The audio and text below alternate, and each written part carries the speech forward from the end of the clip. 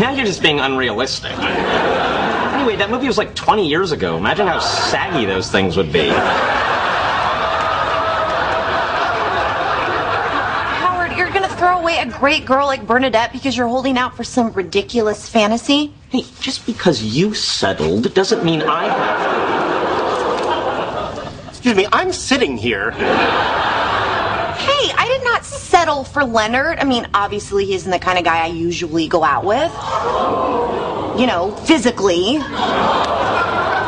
Again, I'm right here. My point is, I do not judge a book by its cover. I am interested in the person underneath. I am here, right? You see me.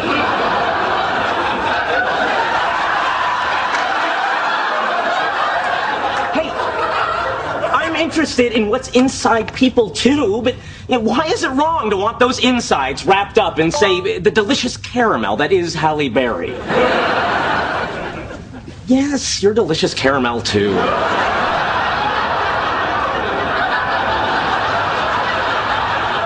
right, you know what? I will tell you why it's wrong. Excuse me, may I interject? What? Biologically speaking, Howard is perfectly justified in seeking out the optimum mate for the propagation of his genetic line. Thank you, Sheldon. Now, whether that propagation is in the interest of humanity is, of course, an entirely different question. This is Ira Plato, and you're listening to NPR's Science Friday. Joining us today by phone from his office in Pasadena, California, is Dr. Sheldon Cooper. Oh, this is going to be a Wyatt. Thanks for being with us today, Dr. Cooper. My pleasure, Ira. Now let's talk about magnetic monopoles. Can you explain to our audience just what a monopole is?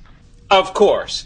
First, consider an ordinary magnet, which has, as even the most uneducated in your audience must know, 2 poles. North and South pole.